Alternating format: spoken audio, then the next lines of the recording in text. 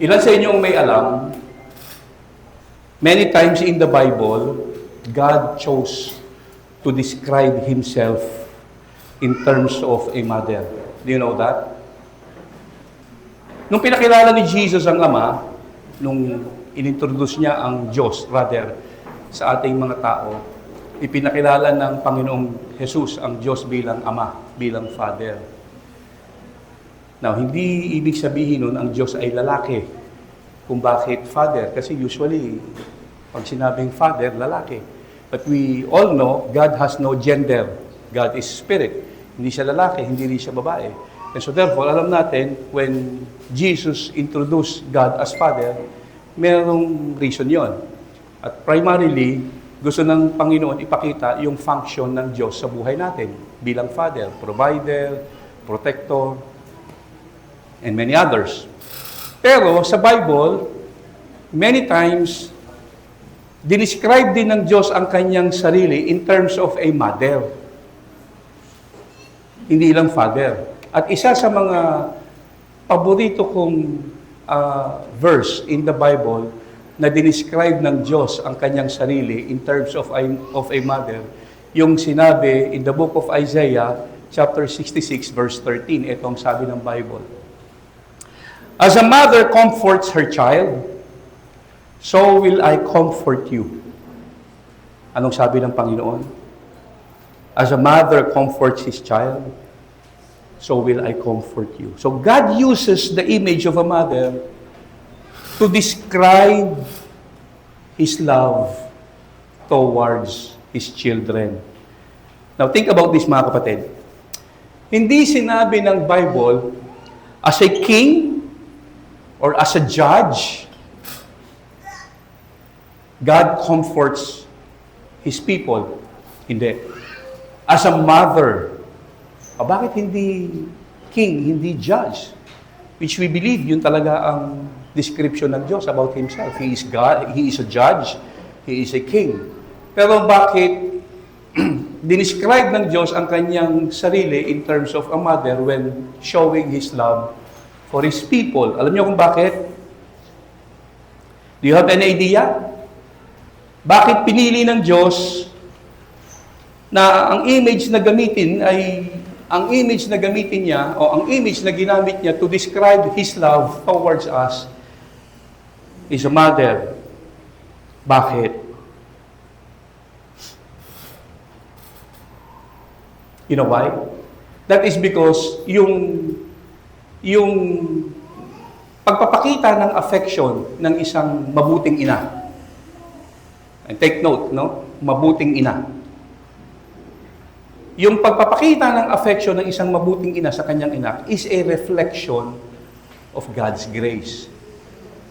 Now, gusto kong bigyan ng emphasis yung mabuting ina. Kasi all of us will agree, hindi lahat ng ina mabuti. Tama ba? Agree kayo doon? Kasi ang definition ng isang ina, karamihan ang akala nila, if you bear a child, if you gave birth to a child, you are a mother. Now, how many of you know, hindi porkit nanganak ang isang babae, na-earn niya na yung title na mother. Hindi lahat ng nanganak na-earn yung title. Tama ba? Kasi maraming ina, matapos isilang yung sanggol, hindi naman inalagaan. Pinamigay pa nga yung iba, binenta pa nga yung iba. At meron naman, inalagaan nga. Pero sa maling paraan. Kilala niyo itong babaeng ito? Si Kate Barker, alias Ma Barker. Kilala niyo yan? During the 1930s, yung babaeng yan, yung nanay na yan, lahat ng kanyang anak, tinuruan niyang maging hoodlum. Kaya gumawa siya ng gang. At lahat ng mga anak niya, nakasama niya sa kanilang mga bank robbery, nakasama niya sa kanyang mga kalokohan. The most wanted mother during her time. So what I'm trying to say is this. Yung sinasabi ng Isaiah, as a mother comforts her child, ang gusto kong itukoy o tukuyin yung mga naging good mother. Hindi yung katulad nitong nanay na to. Okay? Alright? Yung mga good mother, ang ginagawang ehemplo ng Panginoon ng reflection ng kanyang biyaya. Let me repeat that. I do believe the reason why pinili ng Diyos ang isang ina to describe His affection towards His children is because yung pag-ibig ng isang ina reflects. Everybody say reflects. It reflects God's grace. So this morning, ang pag-uusapan natin ay pinamagatan po nating a mother's love, a reflection of God's grace. Before we continue, mag-pray muna tayo. Let's bow our heads, please. Let's pray. Father, maraming salamat, Panginoon, sa umagang ito for giving us again another chance to study, another chance to know your word, another chance, Lord God, to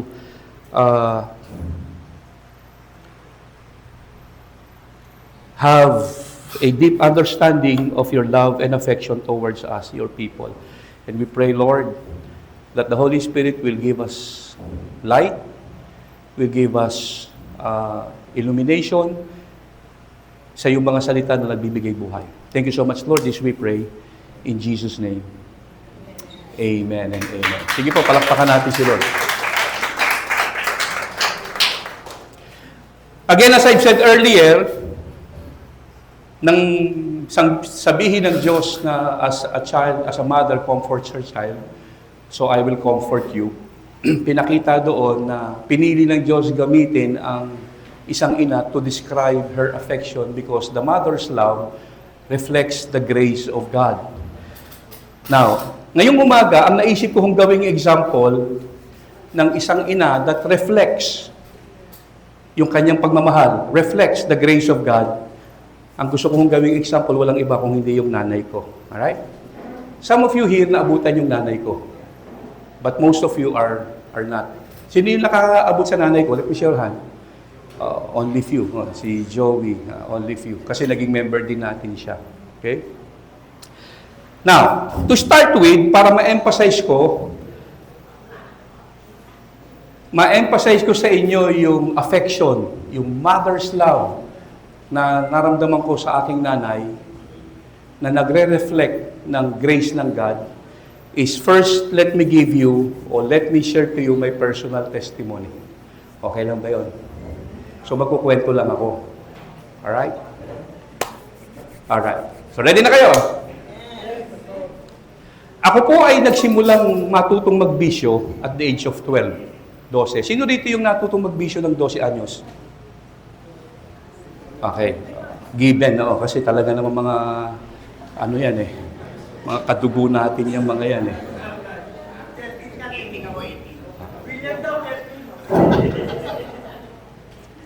At the age of 12, natuto akong manigarilyo. Grade 6. Bakasyon ng grade 6, 12 anyos pa rin ako, pinapayagan na akong manigarilyo sa bahay. Lisensyado na. So ilan sa inyo rito, at the age of 12, lisensyado na kayong manigarilyo sa bahay? Tingin kayo sa harapan. At the age of 12, may license na akong manigarilyo sa bahay. At araw-araw, meron akong budget para sa sigarilyo. Yung tatay ko, linggo ng hapon, bumibili na yan ng isang rim ng sigarilyo. 10 kaha, Marlboro. Budget namin yon for 1 week. Tig-isang kaha kami everyday. 1 kaha sa kanya, 1 kaha sa akin. Papasok ng school, papasok ng trabaho. So, lisensyado na ako at the age of 13 years old na nagsisigarilyo sa bahay. Now, you might say, Pastor, napaka-konsentidor naman ng tatay mo. Hindi po. Hindi po siya konsentidor. Kasi, ginawa ho lahat ng tatay ko yung paraan niya, pagdidisiplina na alam niya, para tumino ako. Kaya lang, kung siya yung hari sa bahay, Ako po yung alas. Ako po ay nag-iisang lalaki sa 4 na magkakapatid, panganay. Okay? Nag-iisang lalaki, panganay. Age 13, pinapayagan na akong manigarilyo. At the same year, 13, natikman ko marijuana. Edad 13 nung makatikim ako ng marijuana. At edad 13, nagustuhan ko siya, naging bisyo ko ang marijuana. Edad 15, natikman ko yung mga pinagbabawal na gamot. At ang mentor ko doon, walang iba kung hindi yung mamang yun. Yan ang mentor ko pagdating sa droga. O, tingin sa harapan. Edad 15, nung ako ay makatikim ng pinagbabawal na gamot, yung cough syrup, hyper, downers, lahat ng gamot. Ultimo yung damot para sa pang-flip. Alam niyo yung flip kung tawagin? Yung may top-up? Yung pampakalma sa kanila? Oo. Pati yung mga gamot na yun, iniinom namin. Okay? Edad ko, 15. That year, 15, magsi-16, na-introduce sa akin ang shabu. At doon kinarir ko na bisyo. Kinarir ko na ang pagbibisyo. Edad 15, papuntang 16, na-introduce sa akin ang shabu at wala na akong ginawa sa araw-araw kung hindi mag-drugs. Umaga, drugs. Hapon, drugs. Gabi, drugs. Uuwi ako ng bahay, madaling araw. Hindi na ako hinahanap sa amin. Talagang ganun yung naging buhay ko. At dahil ako'y nagbibisyo, nung una, dahil hindi pa alam ng nanay at tatay ko na ako ay nagda-drugs, maluwag pa sila. Kada hingi ko ng pera, nagbibigay pa. Pagkatapos, yung mga pitaka nila, hindi pa nila masyadong pinangangambahan na mawawalan. So, doon lang. Pero nung napansin nila, parang laging nababawasan yung pera nila. Doon na sila nagupit. Kasi, tell you what, napakahusay ko pong mangupit. Harap-harapan yung nanay ko, kahit kausap niya ako, nadudukutan ko siya. Hindi ko rin alam kung paano nangyari yun. Gift ko yata yun. At kahit saan nila itago yung pitaka nila, kahit yung mga kapatid ko, nahahanap ko. Nahahanap ko kung saan. Dahil wala naman akong trabaho, may bisyo ko, so ano mangyayari? Kung walang makitang pera sa bahay, magbebenta ng gamit. Tell you what, halos lahat ng gamit sa bahay na ibenta ko. Kaya minsan, ang biro ng isang kaibigan, minsan nagbiro, hindi ko alam nagbibiro. Hen, nood tayong TV sa inyo. Sabi ko, halika. Ay, hindi, biro lang. Akala ko na ibenta mo na rin. Kasi nung una ang libagan, nood lang ng TV. Wala pa hong gadget. 3 TV namin sa bahay. Ang natira lang yun sa sala kasi hindi po pwedeng kasi laging nakikita eh. So lahat po na ibenta. At wala rin akong pinipiling oras pagbenta ng gamit. Saan ho kayo nakakita? 1:00, 2:00 ng madaling araw, meron akong bitbit na electric pan. Lalabas ako ng subdivision. Kung sino na lang yung makita ko, hindi kilala, bebenta ko. Halos lahat ng gamit sa bahay. Benta rito, benta doon. At wala rin akong pakialam kahit na yung tatay ko, bago umalis ng bahay, magbabanta. Wholesaler kami ng bigas. Pagka bagong delivery ng bigas, hindi na kasya doon sa mga bodega, sa bahay nilalagay. Minsan nag-i-stock ng bigas doon, mga 100 kabans. Pag nag-i-stock na bigas doon, sasabihin gigisingin ako ng tatay ko, Henry, bilang ko yan ha. Opo. Pag-alis ng tatay ko, no ngayon kung bilang mo. Kukuha ako ng tricycle sa kanto, papahatid sa bahay, kukunin ko yung bigas, dadalhin sa tricycle. Yung tricycle driver mismo ang kinokontrata ko na, pare, baka gusto mo 50%. Kung 1,000 presyo ng bigas, 500 na lang. Ang daming tricycle driver nagpapasalamat sa akin noong mga panahon na yun. Isipin mo naman 50%. Na-born again ako age 23. Nagsimula ako magbisyo 12. For 11 years, wala akong ginawa kundi sa araw-araw na lang magbisyo ng magbisyo. Okay? So, glimpse pa lang po yan ng aking testimony kasi itutuloy ko yan habang nag-discuss tayo sa bawat points na ibibigay ko. At least binigyan ko kayo ng bird's eye view kung anong uri ng pagkatao meron ng inyong pastor. Okay? Yan po ang inyong pastor. Napakabait. Sobrang bait. Hindi pa ho kasama dyan yung na-involve ako sa fraternity. Ako po ay naging leader ng isang fraternity. Triskill yun. Okay? Ako po ay naging... kasama ko rin yan. Yan ko niya. Pero magkaiba kasi kami ng chapter. Magkaiba kami ng chapter. Nagkakilala kami, actually, may initiation. Meron kami binubugbog. Okay? Doon kami nakita ni Joey. Anyway, hindi ko po ito pinagyayabang. On the other hand, hindi ko rin ikinahihiya. Sapagkat naniniwala ko, every time I share my personal testimony na go-glorify si God. Who would have thought, ang isang kagaya ko, na age 12, walang ginawa kung hindi magbisyo ng magbisyo, pagkatapos isang araw, tatayo sa inyong harapan at mangangaral. Di po ba? Alam niyo, sa totoo lang, ni sa panaginip, hindi ko pinangarap magpastor. Ni sa panaginip, hindi ko pinangarap na tatayo sa harapan tapos mangangaral ako ng salita ng Diyos. Okay, that is really the grace of God. Tama po ba? So, having said my story, iisa-isahin natin ngayon kung anong uri ng pagmamahal. Meron ang isang ina sa personal kong experience na kung saan nagre-reflect yung biyaya ng Diyos. Number one, I do believe, dahil sa nakita ko sa nanay ko, that reflects the grace of God is this. A mother's love actually is sacrificial. Alam nyo, since maaga ako naging pasaway, imagine, 12 years old pa lang ako, nagsimula na ako magbisyo. Hindi pa ako teenager noon. May bisyo na. Since naging pasaway ako ng sobra, hindi ko na humabilang kung ilang beses ako sinabihan ng tatay kong lumayas ka. Hindi ko na humabilang. Sa dami. Now, of course, hindi ko masisisi yung tatay ko bakit siya nasasabing lumayas ka. Isipin mo ba naman lahat ng gamit sa bahay gusto ko ibenta? Kahit naman siguro. Di po ba? Andiyan po kayo. Now, ako naman, pag pinalayas ako ng tatay ko, nagmamatigas ako. Oh, sige!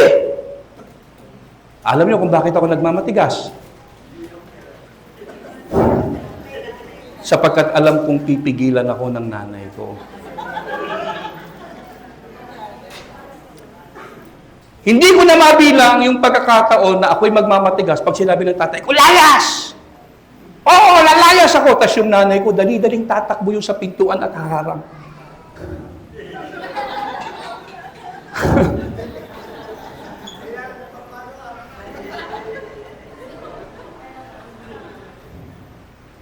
Sa totoo lang mga kapatid, kaya malakas ang loob kong magsabing lalayas ako. Pag sinabihan ako ng tatay kong lumayas ka, ay dahil ang nanay ko, alam ko pipigilan niya ako. Every time na palalayasin ako ng tatay ko, ang nanay ko pupunta rin sa pintuan, ilalakang ang pinto, aharang po siya. Laging ganun. Now, think about this. Ako na ang may kasalanan, ako na ang pasaway, ako na ang nagbibigay ng sakit ng ulo sa kanila, ako pa ang hinahabol ng nanay ko. Na-imagine nyo ba yun? Ibang klase, no? At hindi ako nagmamakaawa. Na ang dapat mangyari, kung palalayasin ako ng tatay ko, dapat lalapit ako sa nanay ko, Nay, huwag niyo ako palayasin. Kumbisiin mo si daddy, huwag ako palayasin. Dapat ganon, di ba? Hindi ganon. Siya pa yung magmamakaawa, anak, huwag kang lalayas, huwag kang alis, huwag kang alis. You see, a mother's love is really sacrificial. Amen po ba? Amen. And I believe that is a clear demonstration of a sacrificial love. Isipin mo, pasaway na anak, wala nang binigay na kabutihan sa pamilya. Araw-araw na lang na ginawa ng Diyos. Literally, hindi po ako nag-exaggerate.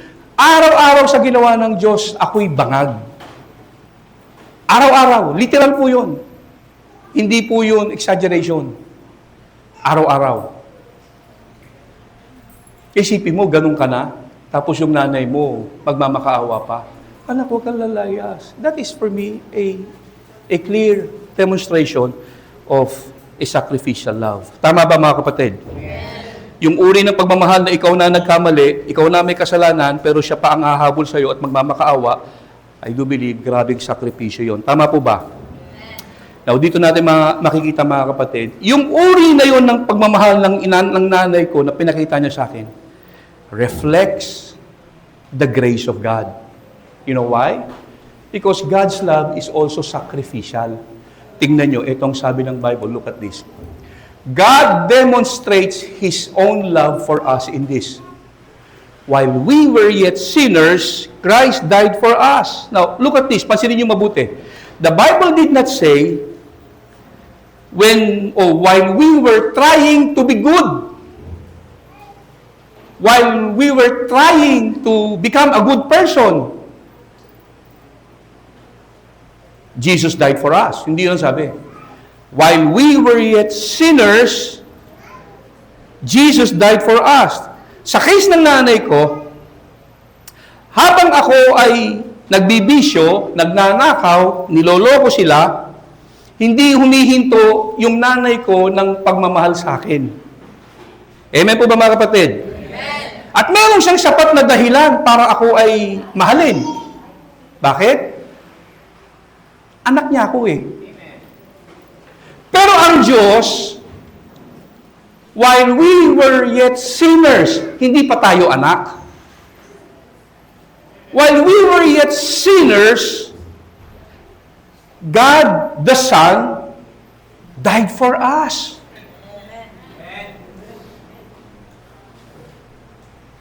That's why I do believe yung affection ng nanay ko reflects the grace of God. Kaya sabi ng Panginoon, I will show you that the mother's affection is a reflection of my grace.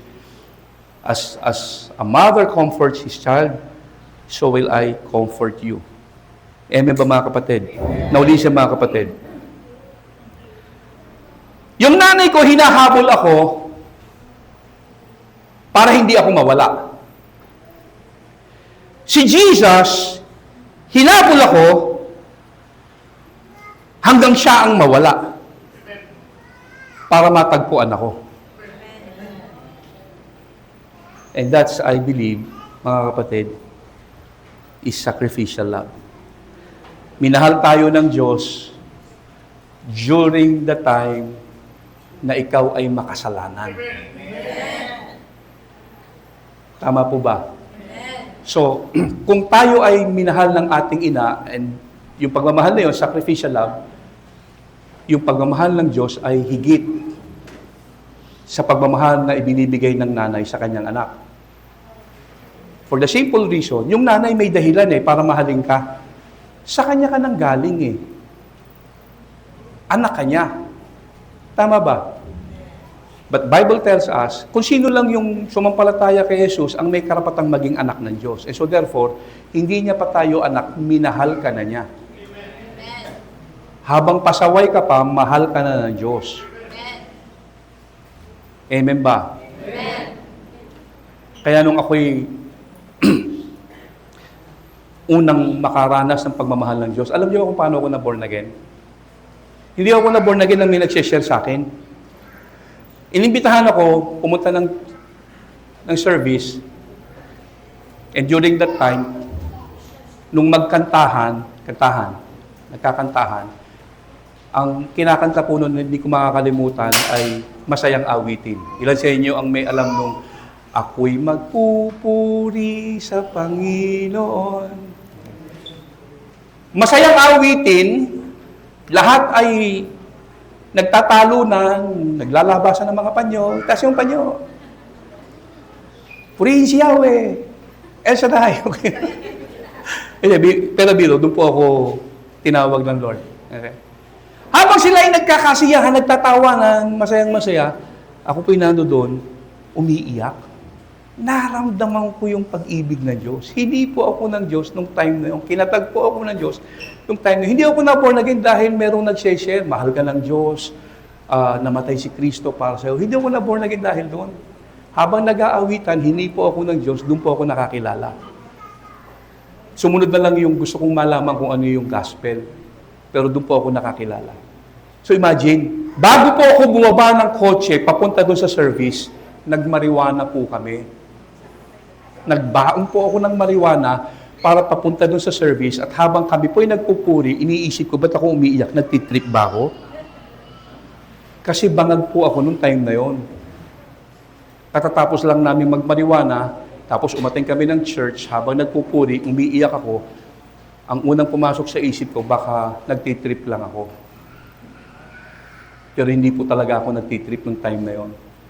Hindi po talaga ako ng Panginoon. At mula sa araw na yon, tuloy-tuloy po na yon hanggang ngayon. Can we give the Lord a clap offering to that?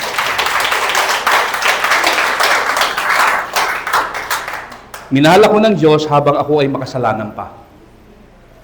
Alright? Yung nanay ko may magandang dahilan para mahalin ako kahit pasaway. Anak niya ako eh.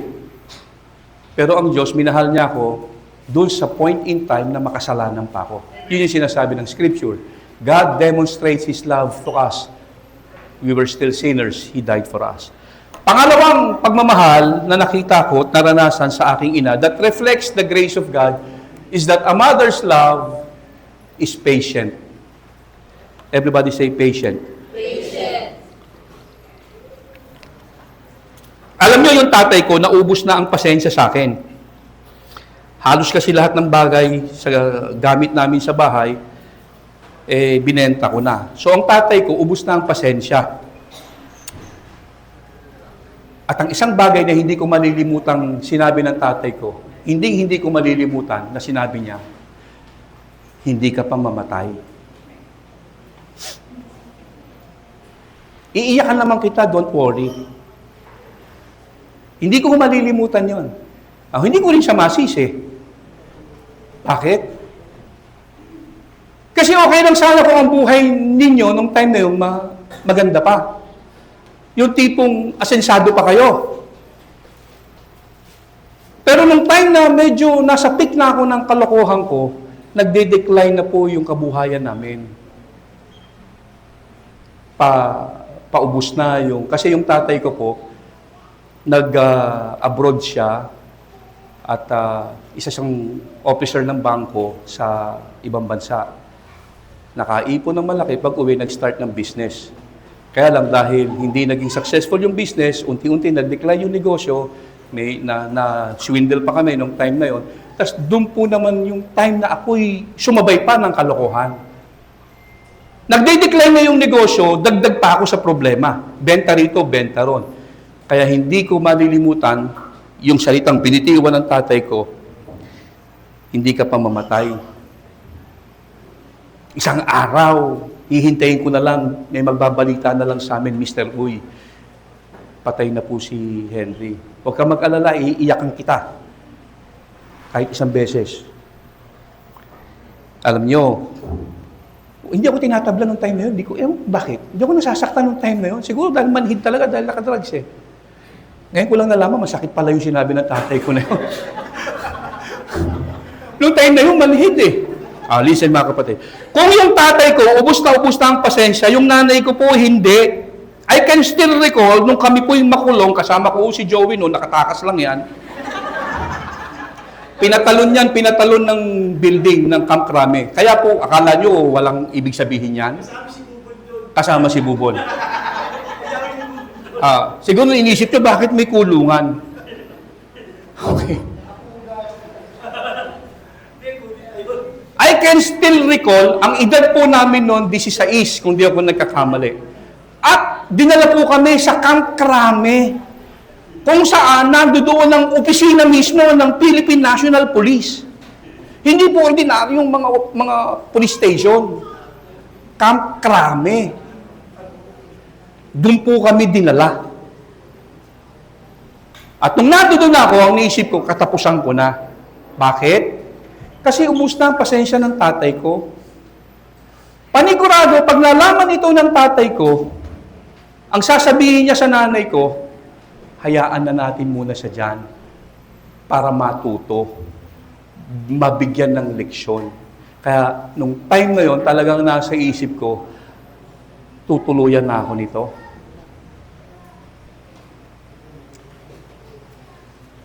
Now, hindi ko na ma-recall kung paano nalaman ng nanay ko eh. Maaring kay paring Bubon, dahil si Bubon maya-maya dumating yung nanay ko. Nang hindi alam ng tatay ko. Hindi pinaalam ng nanay ko sa tatay ko na ako ay nakakulong at tutubusin niya. Nung time na yung available pa ang drugs. Hindi pa ganun kahigpit. Okay? So, anong gusto kong puntuhan doon? Ang nanay ko, nung malaman niyang nasa Camp Crame ako, inilihim niya sa tatay ko sapagkat alam niya yung tatay ko punong-puno na. Kung tatay ko lang ang masusunod, I'm sure titiisin ako ng tatay ko. Pero, hindi na pinaalam ng nanay ko na ako ay tutubusin niya sapagkat umaasa siya isang araw magbabago ko. Amen. He is very patient. She, rather. She is very patient, or she was very patient. And again, yung ganyang uri ng pagmamahal is a reflection of God's grace. Etong sabi ng Bible, look at this. If we are faithless, He remains faithful. Amen ba mga kapatid? Amen. Kung ang mga ina natin, napakahaba ng kanilang pasensya para sa kanilang mga anak, God is even more. Pagdating sa ating mga Kristiyano, merong unli patience ang ating Panginoon. Bible tells us, even when we are faithless, He remains faithful. Now listen, hindi sinabi ng Bible, if you are faithful, He remains faithful. Sabi ng Bible, if you are faithless, doubtful, God remains faithful. And I believe that is a clear demonstration of God's grace. Tama po ba mga kapatid? Amen. Think about Peter. Naalala niyo si Peter? On the night, Jesus was betrayed. Bago siya i-betray, si Lord nagbigay ng warning sa mga tao, mga disciples niya, this very night, all of you will scattered. All of you, i-abandon niyo ko. Anong sabi ni Peter? Lord, ibahin mo ko. Change me. Iiwan ka ng lahat, hindi ako. I am willing to die for you. Anong sabi ni Lord? Before the rooster crow, you will deny me 3 times. Binigyan pa siya ng warning. At anong ginawa ni Peter? True enough, dininay niya si Peter, si Jesus, 3 times. 3 beses. After denying, nung pagkabuhay na magmuli ni Jesus, hinanap niya si Peter. Peter, halika dito. At nireinstate niya si Peter, ginawang leader uli ng simbahan. And the rest is history. When you are faithless, He remains faithful. What about Thomas? Naalala niyo si Thomas? Sabi ni Thomas, nag-witness sa kanya yung mga disciples, Tomas, si Jesus nagpakita. Buhay si Lord, buhay. Ano sabi ni Tomas? Hindi nga. Hanggat hindi ko nakikita yung kanyang palad at yung kanyang tagiliran, hindi ako maniniwala. After 7 days, nagpakita si Lord kay Tomas. Anong sabi ni Lord kay Tomas? Tomas, o anong masasabi mo ngayon? Tigas ng mukha mo no? 11 na yung nagsasabi sa yung nabuhay ako, ayaw pang maniwala. Tomas, halika rito. Look at my hands, look at my side. Stop doubting and believe. Si Jesus very patient. So kung ang mga nanay natin nagpapakita ng patience sa atin, God is even more. Kasi even if we are faithless, He remains faithful. Tama ba mga kapatid? Now, listen mga kapatid. May mga times, tayo mga Christians parang si Pedro. Tama? May mga times tayo mga Christians parang si Tomas. Punong-puno ng pagdududa. Natutuksong i-deny si Lord. Pero purihin ng Diyos, even when we are faithless, God remain faithful. Palakpakan natin si Lord. So, first, a mother's love is sacrificial, and that reflects the grace of God. Pangalawa, a mother's love is patient, and that reflects the grace of God. Last but not least, ang pangatlong nakita kong pagmamahal na ibinigay ng nanay ko sa akin, that reflects the character of God, is that a mother's love doesn't give up. Palagay ko may idea na kayo kung bakit yan ay nasa principal's office. Now, listen mga kapatid, hindi lang patience, hindi lang sacrificial love ang pagmamahal na nakita ko sa nanay kong ibinigay niya sa akin. Itong pinakamatindi sa lahat. Hindi niya ako sinukuan. I can still recall no ako'y nag-aaral pa. Nag-start akong magloko second year high school. Second year. Nung first year kasi, tumutubo pa lang yung sungay ko. Okay? Nung mag-second year na, yun na yung drugs ay kinarir ko na. Araw-araw bisyo. Without exaggeration, alas 9 ng umaga may hawak na akong beer. 9 o'clock in the morning. Alas 7, hinihintay namin magbukas yung Mercury. Mercury drug.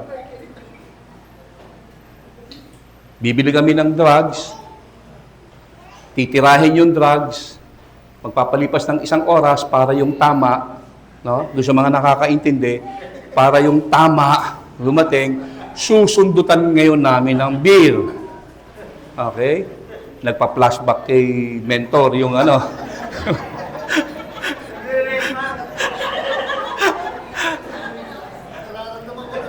As early as 9 o'clock in the morning, may hawak na akong beer. Without exaggeration. Hindi na ako pumapasok sa school. Nasa bilyaran lang po ako. Ang kagandahan naman, hindi lang ako natutong magbilyar.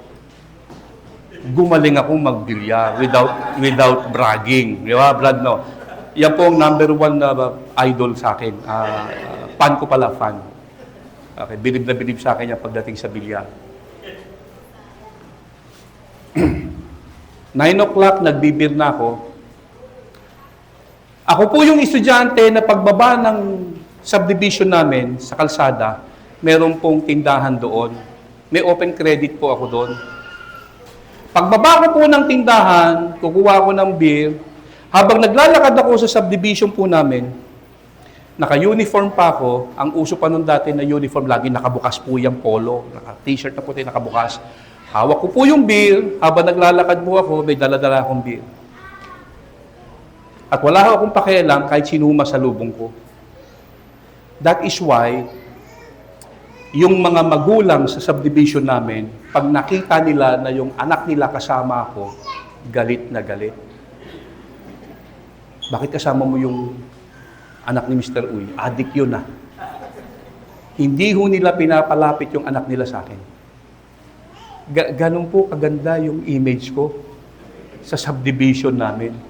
Without exaggeration po yan. Pagbaba ng jeep, naka-uniform ako sa kanto ng subdivision, may tindahan, dala ko ng beer, uwi ako ng bahay, umiinom. Tapos ito pang matindi. Pag uwi ko ng bahay, may budget po kami parati sa hapon, nagbibigay po ng merienda yung nanay ko, 20 pesos. Tuwing hapon. SOP yun. So pag uwi ko ng bahay, Mami, merienda! Okay? Magbibigay yung nanay kong 20, ibibili ko ho nung Andy Player na maliit. Sino sa inyo nakakaalala nun? Yung maliit pa yon. Oo. Tapos, doon ako tatambay sa harapan ng bahay namin, mag-iinom po ako doon, tinutungga ko lang yon. Wala akong pakialam kahit sino pa yung dumaan dyan ng mga kapitbahay namin na nanay, mga homeowners. I don't care. Okay? At ilang beses po akong dinadala sa principal's office dahil hindi ho ako pumapasok. Papatawag po yung nanay ko kasi hindi ako pumapasok. Wala akong ginawa kundi magbisyo lang na magbisyo.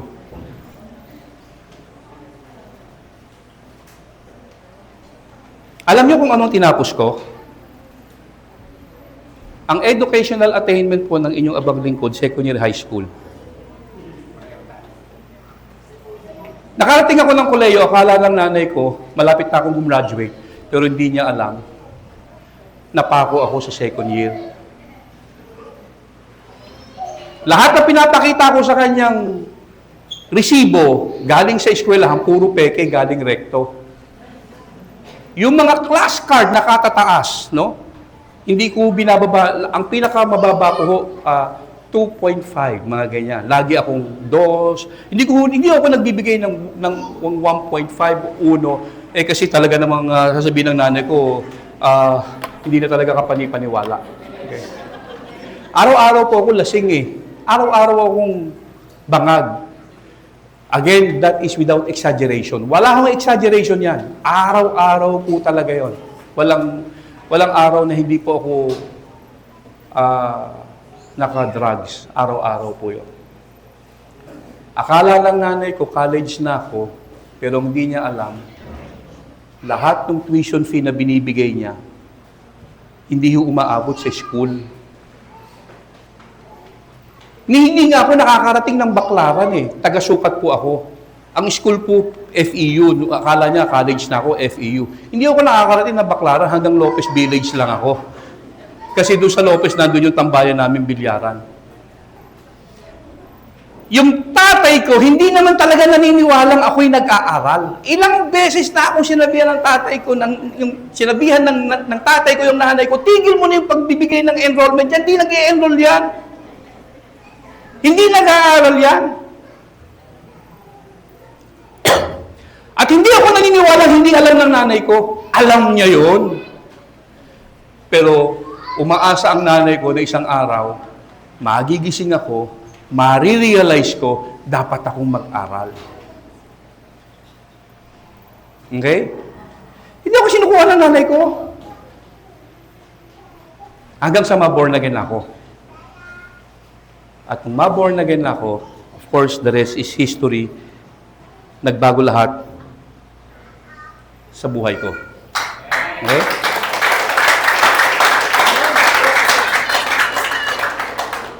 Hindi nag-give up yung nanay ko. Some of you here, may mga ganyang karanasan din, yung mga inasenyo. No? Maaring hindi lang katulad nung problemang ibinigay ko sa nanay ko, yung ibinibigay ng problema ng mga anak ninyo sa inyo. But I do believe may mga problema rin binigay sa inyo mga anak ninyo na kung saan na i-display nyo rin yung mga ganyang katangian. Okay? A mother's love does not give up. Bible tells us, i-shortcut ko na lang, itong sabi ng Bible. Kung paano si Lord hindi rin tayo give up. Itong sabi ng Bible. Nothing, absolutely nothing, will be able to separate us from the love of God. Now listen mga kapatid, kahit gaano pa tayo kapasaway, bilang mga Kristiyano, hindi rin tayo susukuan ng Diyos. Nothing can separate you from His love. Kahit pa ikaw ay naging pasaway bilang Kristiyano, pabalik-balik ka sa bisyo, babalik kay Lord, babalik uli sa bisyo, babalik kay Lord, magbabackslide uli, babalik ka uli kay Lord. Matutuklasan mo na lang, sabi ng Panginoon, whatever happens, my child, nothing can separate you from my love. Amen ba mga kapatid? Bakit? Kasi siya na nagsimula ng mabuting bagay sa atin, tatapusin niya. Sabi ng Bible, He who began a good work in you will carry it on to completion until the day of Christ. God will not give up on us. Amen ba? Yung sinimulan niya sa atin, tatapusin niya. Kung ang nanay ko, listen, kung ang nanay ko, kaya akong maghintay, kung ang nanay ko, kaya niyang maghintay sa aking pagbabago, ang Diyos, mga kapatid, hindi lang siya naghintay sa aking pagbabago. Siya mismo ang gumawa ng paraan upang ako'y magbago. Amen ba, mga kapatid? Amen. Kung ang nanay ko nagtiis at umasa na ako'y magbabago pa, ang Diyos, siya ang naging dahilan kung bakit po tayo nagbago. Amen ba? Amen? Now, listen mga kapatid. Who would have thought yung isang kagaya natin, no? Walang ginawa kundi magbisyo araw-araw, kung nabubuhay, kung andi dito yung mga kapatid ko, living testimony yan.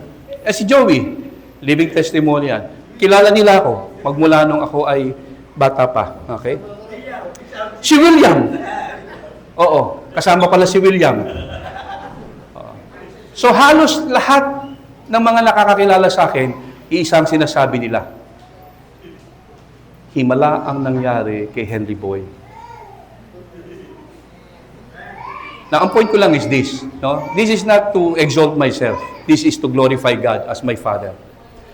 Kung sa isang kagaya ko, hindi naman graduate, no, hindi naman mataas ang pinag-aralan, walang ginawa nung araw, kundi magbisyo lang na magbisyo, who would have thought somebody like me can preach? Somebody like me can teach? Somebody like me can mobilize, can equip sa mga Christians? Ang point ko lang is this, our God is amazing. Amen. Amen ba? Amen? And this is not to brag. Kinuwento ko lang naman sa inyo kung anong klase yung buhay ko. Kasi kung nalaman ito ng mga dati ko nang naministeran, I have ministered to many people, iba't ibang uri. May doktor, merong engineer, merong lawyer, merong judge, merong general. They listen to me. Siguro kung alam lang nila, pambihira, nakinig tayo sa dating adik. Naiintindihan yung sinasabi ko? Kaya ko lang naman sinashare sa inyo ito kasi nataon, ito yung topic natin eh. Hindi ko isashare ito dahil madalas yung iba, pumapangit ang tingin doon sa, ang bihira yung pastor pala natin, ganyan pala ang dating buhay. Pero kung magiging malawak ang isipan mo, okay? God is amazing. Amen? Amen? At kung nagawa niyang gamitin ang isang katulad natin, no? And some of you here, mas lalo kayang gamitin ng Diyos. Kasi yung ilan sa inyo dito, graduate na, matataas na ang pinag-aralan, hindi naman kayo addict, hindi naman kayo mabisyo noon. Amen po ba? Hindi katulad ko, lahat na ng bisyo na sa akin. Alak. Hindi ako babaero, mami. Hindi ko bisyo yun. Sugal. Lahat ng bisyo na sa akin na. But really, sa kabila nun, my mother, sacrificially, minamahal ako. She was very patient, umaasang isang araw magbabago ko. She never gave up. Naniniwala siya, may pagkakataon na si Henry ay magbabago. And all of those display of affection, reflection ng pagmamahal ng Diyos sa atin. God's love is also sacrificial. God's love is patient, very patient with us, and He will never give up on us. Palakpakan natin ang Panginoon. Panginoon, maraming salamat at this day sa pag-celebrate namin ng Mother's Day. Thank you so much, Lord, sapagkat may mga nanay na laki ng mga sakripisyong binibigay sa kanilang mga anak. May mga nanay napakahaba ng pasensya sa kanilang mga anak. At may mga nanay na hindi po gumigive up sa kanilang mga anak kahit na sobrang pasaway na nito. Salamat, Lord, sapagkat yung ganitong katangian ay nakuha pala sa inyo. Ang ganitong katangian ay isa palang manifestasyon ng inyo pong biyaya. Ang ganitong katangian ay isa palang malawak na pangunawa para sa aming lahat na nagpapakita, Lord God, kung gaano niyo po kami minahal.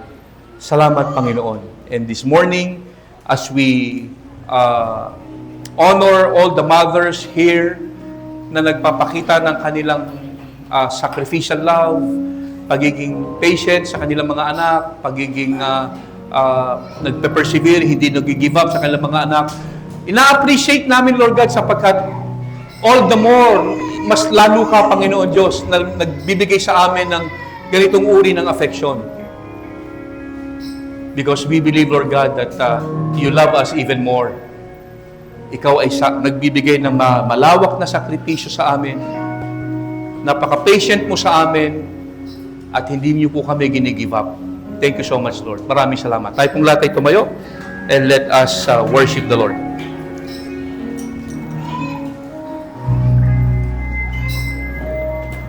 Hello.